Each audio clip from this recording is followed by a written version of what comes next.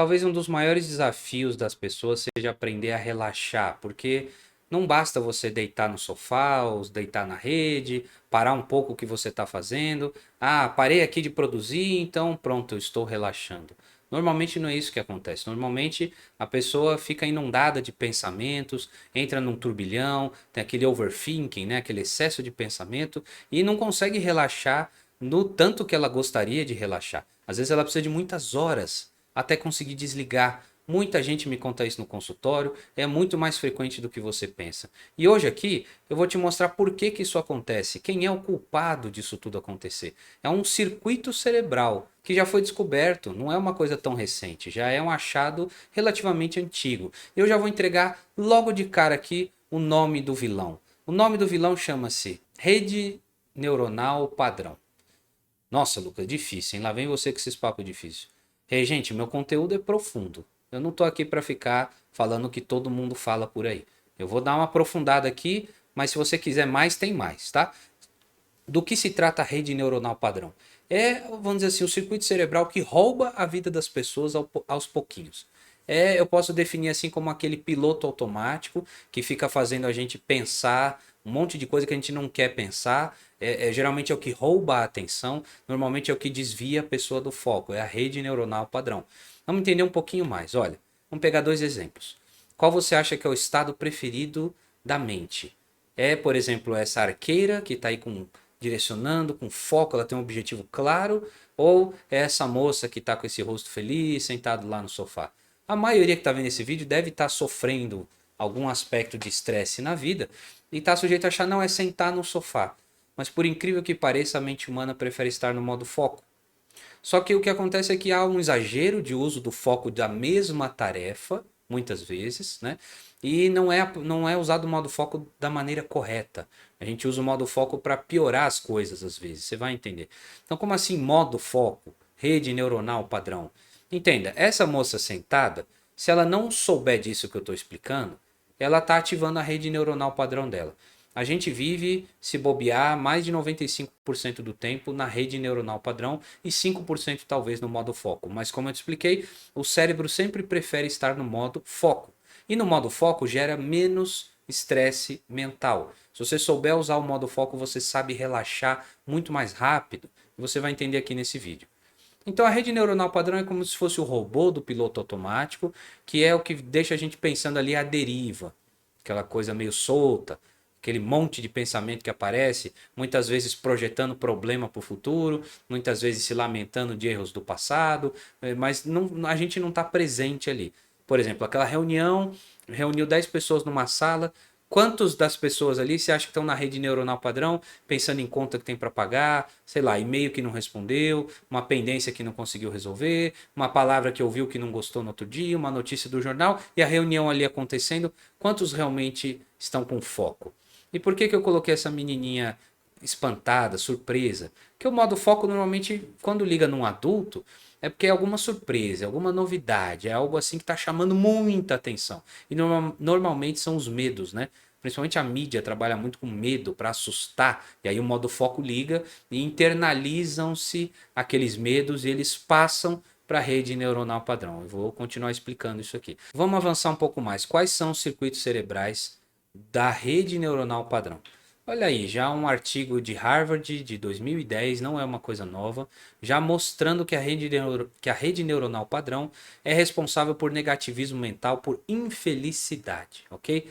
Tristeza, depressão, diversos problemas que estão associados com saúde mental. Um grande culpado é o modo de funcionamento da rede neuronal padrão. E são esses circuitos que estão brilhando aí. Na esquerda você está vendo uma tomografia com emissão de pósitrons, é o PET scan, mostrando uma pessoa, um ser humano, que não está pensando em nada específico, não está estudando, não está focando em nada. Essas são as áreas que brilham. E na direita, essas mesmas áreas aí estão representadas de amarelo, com, vamos dizer, feixes de neurônios interligando elas. Então, essas são as áreas da rede neuronal padrão. Não preciso detalhar nomes anatômicos aqui, para o vídeo não ficar muito longo. Mas essa rede é responsável por se ativar quando a gente sai do modo foco. Se você não está prestando atenção no que eu estou dizendo, volta porque você estava na rede neuronal padrão. Aquela reunião chata que você não estava prestando atenção, você estava na rede neuronal padrão. Esse é um exemplo bem claro de uma coisa e de outra, certo? E tem mais um elemento que é muito importante nesse jogo, que são as amígdalas cerebrais. São essas duas áreas aí em amarelo que fazem parte do sistema límbico, e as amígdalas são assim os detectores de ameaça, geradores de medo, certo? Então, as amígdalas trazem a pessoa para o modo foco, mas trazem para o modo foco pelo medo e pela ameaça. Então, a mídia usa muito a amígdala para assim chamar a atenção. Chamar a atenção pelo medo, porque a amígdala é assim muito instintiva, é muito primitiva. Então, quanto mais medo e ameaça, por mais que seja invisível, então você soma o excesso de ativação amidaliana com a internalização desses circuitos, essa automatização para a rede neuronal padrão é igual a um estresse mental gigantesco. Perceba, regente, a plasticidade cerebral, que é quanto mais você usa as áreas cerebrais, mais elas se reforçam. Quer dizer, os novos circuitos que se formam ou se reforçam de acordo com as nossas experiências é uma realidade, não existe dúvida a respeito disso. Quanto mais você malhar o cérebro, mais forte ele será. Então, quanto mais você malhar as amígdalas, mais as amígdalas farão parte da rede neuronal padrão. Então, quanto mais você tiver a rede neuronal padrão circulando num circuito de medo, quando deitar, por exemplo, num sofá, numa rede, aquele monte de preocupação não sai da cabeça. Porque o piloto automático do pensamento está ligado a um circuito amidaliano. Olha só, a plasticidade te levou a forçar aqueles circuitos. Está entendendo a profundidade disso aqui e a sacada que tem dentro disso? Porque aqui a gente vê um caminho claro de como melhorar essa situação. Como sair dessa situação. Vamos entender melhor. Então, a amígdala mais rede neuronal padrão igual a estresse mental. Liga a adrenalina, liga o medo, liga o sistema nervoso autônomo simpático. Certo? Vamos lá. O modo foco. O modo foco ele é o oposto da rede neuronal padrão. Então, é o que é novo, é o que é interessante, é o aprendizado. O nosso cérebro se realiza. A nossa mente se realiza no modo foco. A gente quer viver no modo foco.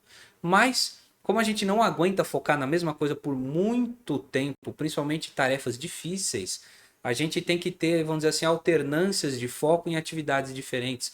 Isso é um tema até para um outro vídeo, se você tem interesse. Inclusive, eu estou querendo fazer até uma aula extra lá no meu curso a respeito desse assunto, que é muito interessante, certo? Então, uma criança vive no modo foco. Gotas de orvalho, flores, insetos, qualquer coisa chama muito atenção, uma experiência nova. A primeira vez que põe, por exemplo, o pé na areia, aquela sensação tátil. Por isso que as crianças gostam tanto daqueles brinquedos. Tudo é foco, tudo é novidade. A criança vive em modo foco. Geralmente a criança é muito feliz. Se a gente lembrar da nossa infância, normalmente as pessoas pensam, ah, como eu era feliz e não sabia. Porque vivia num modo foco, num modo de aprendizado, num modo de curiosidade, de interesse. E quando a gente vive na rede neuronal padrão, é tudo boring, é tudo tédio, é tudo chato, é tudo problema, é tudo coisa ruim. Tá percebendo? Então, essa alternância entre foco e rede neuronal padrão é uma chave muito poderosa no gerenciamento de estresse mental. Isso faz parte do que eu ensino no Neurofitness. Quer dizer, existe aí o lobo frontal.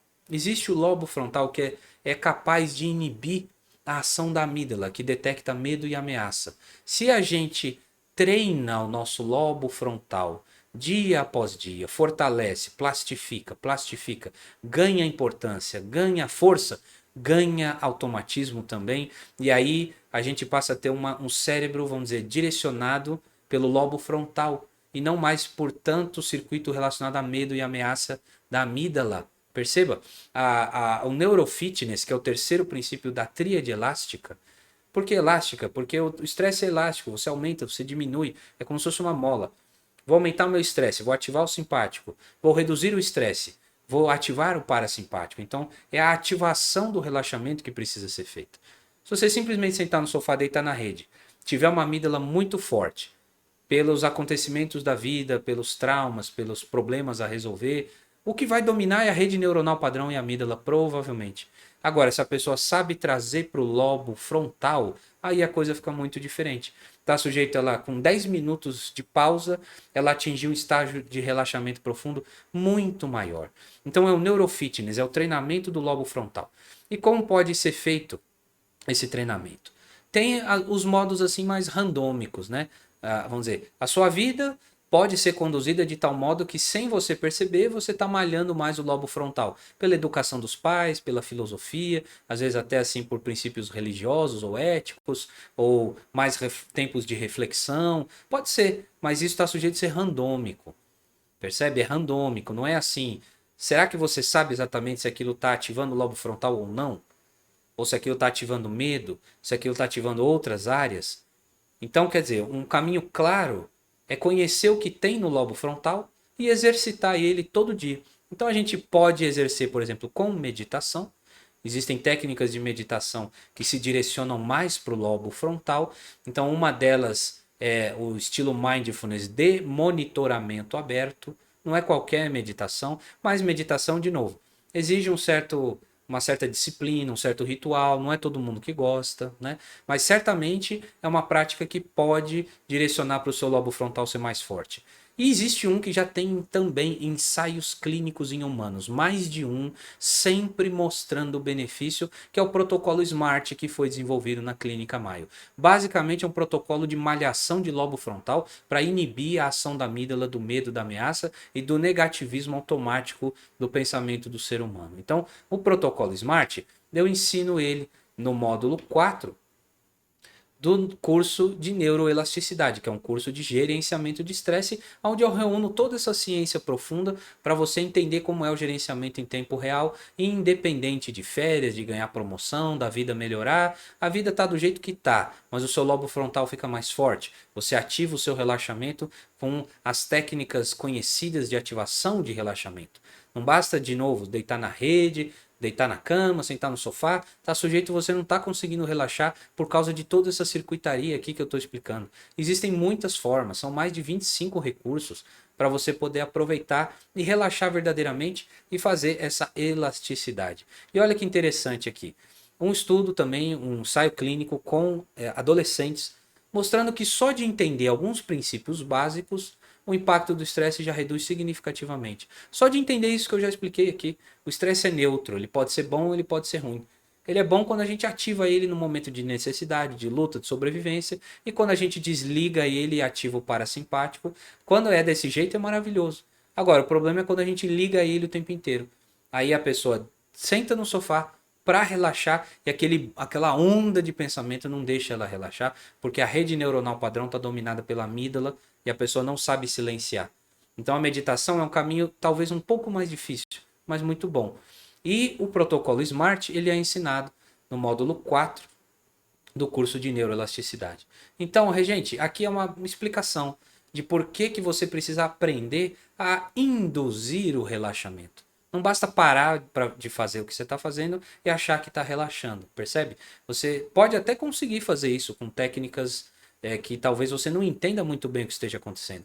Mas pode ter certeza que quando você entende com perfeição tudo o que está acontecendo, aí o efeito é muito maior e o gerenciamento do estresse se torna muito mais fácil. Então te convido para conhecer o curso de neuroelasticidade, o link está na bio. Seja sempre um regente da sua própria saúde, um abraço e até a próxima.